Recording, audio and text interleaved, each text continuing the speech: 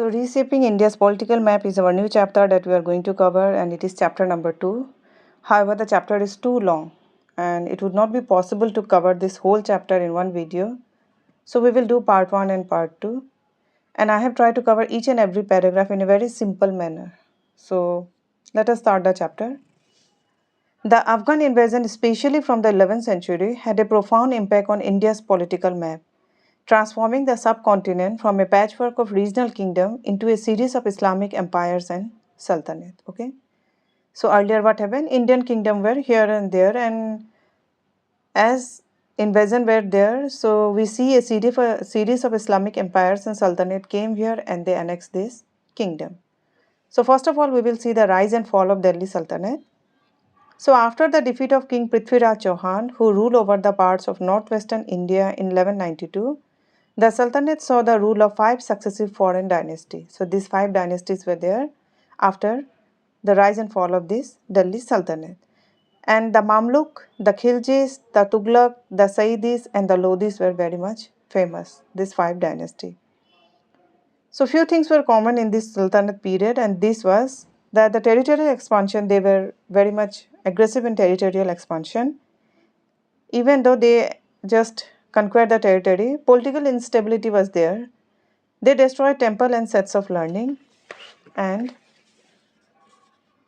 succession was often unstable in them. So violent and a lack fixed hereditary system was seen in the Sultanate system, right?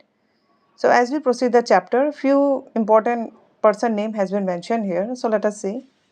So Alauddin Khilji, that is from the Khilji dynasty, he was most powerful and controversial ruler of the Delhi Sultanate.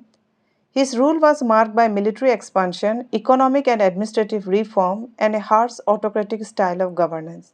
That is, ruler with absolute power, he did not consider the opinion or the wish of others. His slave, General Malik Gafur, expanded Sultanate reach in the south, conquering several kingdoms on the way. He also attacked a number of Hindu centers such as Srirangam, Madurai, Chidambaram, and possibly Rameshwaram. Okay, so this was about the Alauddin Khilji. Next is Muhammad bin Tughlaq. So he was most complex ruler. He was known for brilliant, ambitious reform, but his ideas often collapsed in execution. He shifted his capital from Delhi to Daulatabad, that is present day Sambhajinagar in Maharashtra, to control over the Deccan where rebellions and resistance were rising. So what happened? He shifted the capital from Delhi to Daulatabad just to suppress the rebellion and resistance that were just rising in Deccan area. Entire people were forced to relocate to Daulatabad 1000 kilometers away. So earlier what happened? They have to just relocate by walking only, isn't it? They have to take their things also with them. However, a few years later, he shifted capital back to Delhi. So it was not manageable for him to manage from this one from Daulatabad to Delhi. So what did he do? He again shifted back from Daulatabad to Delhi.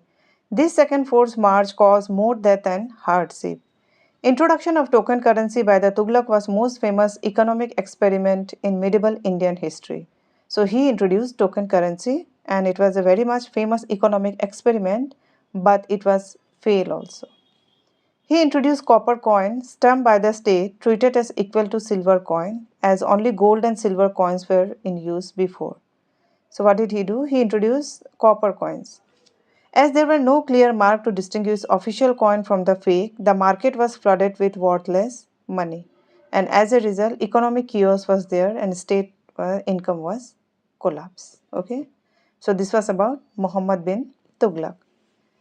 Now, lifestyle trait, it has been also mentioned in the chapter. The Sultan and their court elite live in a luxurious places, enjoying luxury lifestyle. Their wealth were derived from military campaign, taxes levied on common people, and conquer regions and engage in slave trade. Okay. Now about jizya. So jizya is a tax that was historically levied on non-Muslim subjects living under Muslim rule. In return, they receive protection from the state and exemption from the military service. So jizya was a common tax that was seen in the Sultanate period and it was imposed on non-Muslim subjects, it means to the non-Muslim citizens. It reinforced religious distinction in society. It was a source of state revenue but also a point of resentment among non-Muslim populations. Okay, so it created a point of resentment among the Muslim and non-Muslims population. After that, Timur invasion. So he was a brutal Turkish Mongol conqueror from Central Asia and invaded northwest India and launched a devastating attack on Delhi. His invasion weakened the Delhi Sultanate and contributed to political fragmentation in India. Large numbers were killed or enslaved, and the city was left in ruin. He soon left India with huge plunder, leaving chaos behind. It means after stealing goods from the place and the people, he left India and then leave behind a lot of chaos in Delhi. So this was about Taimur. Next is Lodi Sultanate.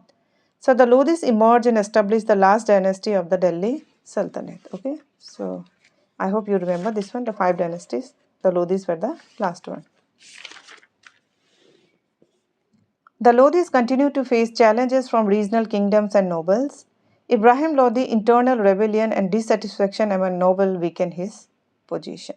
So in this way, the Lodi dynasty collapsed and this was the last dynasty, right? So we will see here resistance to the Delhi Sultanate by some resistance have been there by the Delhi Sultanate by some rulers. Okay, so the first one is the Narasimha Deva first. So he was a powerful ruler of the Eastern Ganga dynasty and the ruler of the Eastern Ganga dynasty of Kalinga.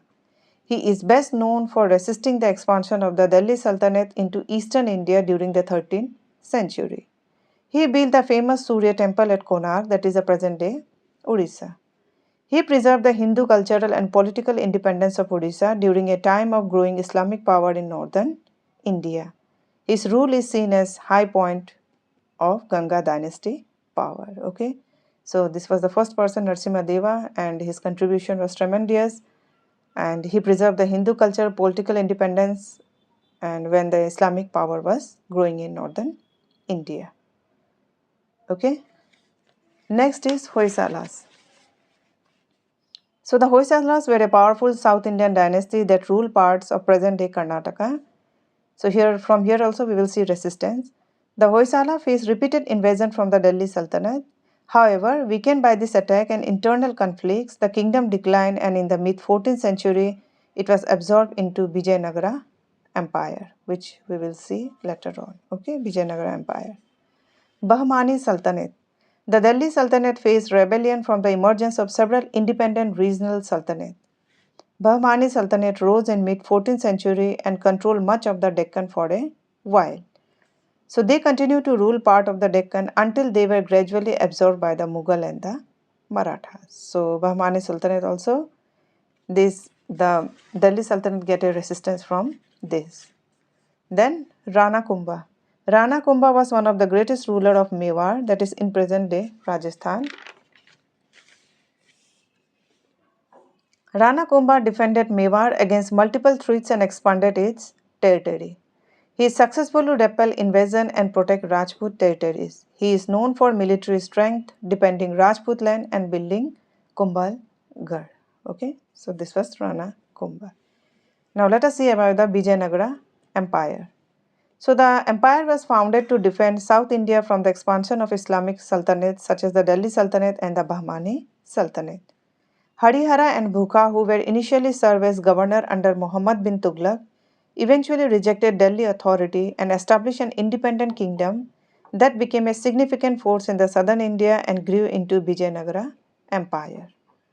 They created a Hindu empire that resisted northern invasion and became a cultural hub. Their legacy is preserved in the temple and monuments of Hampi, still admired today. Okay, so this was about the Vijayanagara Empire, where this one people, that is the Harihara and the Bukar, who were the governor under the Muhammad bin Tughlaq, they eventually rejected the authority of Delhi Sultanate and established an independent kingdom, and later on protect the Hindu empire and resisted northern invasion and became a cultural hub. Okay, so this is about the Vijayanagara Empire. Now, the Bahmani Sultanate and the Vijayanagara Empire, so they both were major rivals. Both wanted to control over the Raichur Doab, a fertile and a strategic region between the Krishna and the Tungabhadra river. So the Bahmani Sultanate represented Islamic rule in the Deccan, while Vijayanagara was a strong Hindu kingdom in the south. Their rivalry lasted for over 200 years. Okay.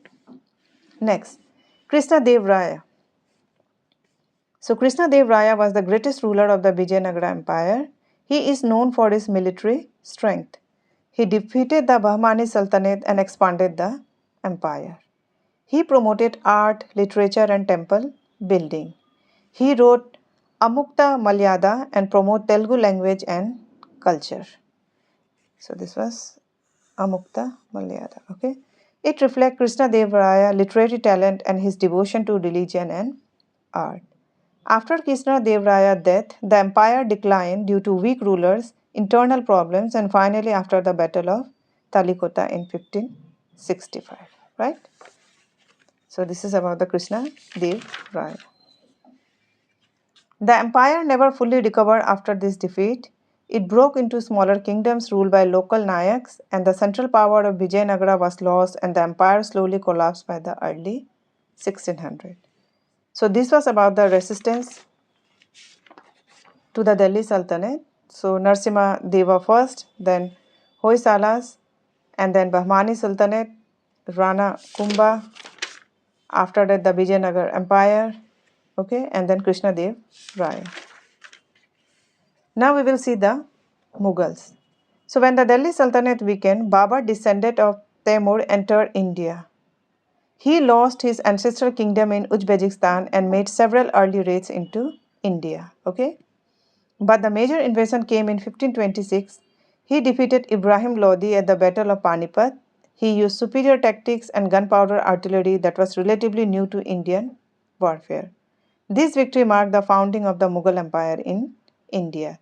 So in this way, Babur just raised his leg in India, and the victory marked the founding of the Mughal Empire in India. So Babur Nama. Babur Nama is the autobiography of the Babur, the founder of the Mughal Empire. It describes his life, battles, travel, and observation of Central Asia and India. It is known for its historical, literary, and cultural value. Okay, so this is about the Baburnama. Humayun. After Babur's death, his son Humayun lost his empire to Sher Shah Suri, a powerful Afghan leader, due to poor planning and internal conflicts. Okay, so Humayun was the son of Babur, but he lost his empire to Sher Shah Suri, who was a very powerful Afghan leader. Sher Shah Suri, founder of the Sur Empire in India, he was famous for strong administration, reforming land revenue. However, he died and Humayun regained the Mughal throne. Okay, so however, he died and Humayun again regained the Mughal throne.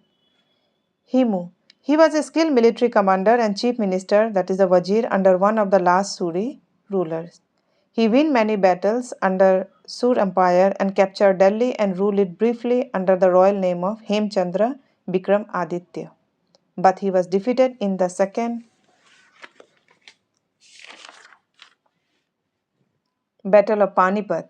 He was beheaded by Babur's grandson Akbar, and Akbar soon reclaimed Delhi for the Mughals. Okay.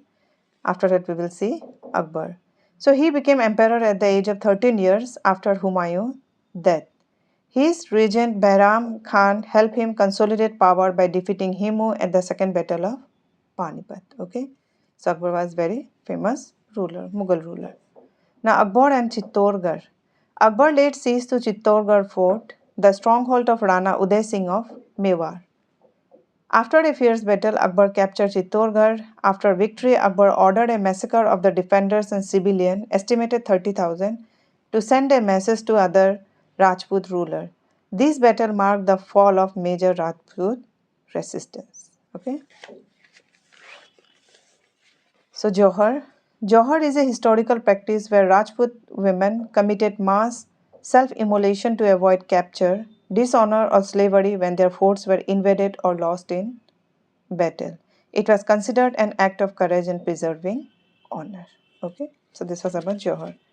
Now let us see Akbar political strategies. So Akbar established marriage alliances with powerful Rajput clans such as his marriage to Harkabai, that is Jodhabai. These marriages were political aim at gaining loyalty and reducing resistance. Akbar abolished the jizya tax on non-Muslims and allowed freedom of worship. He honored Rajput tradition and gave their nobles high position in the Mughal court. Many Rajputs were given important administrative and military posts. His Rajput policy led to internal stability, allowing the Mughal Empire to expand in all directions. It strengthened Mughal legitimacy in the eyes of many Indian subjects.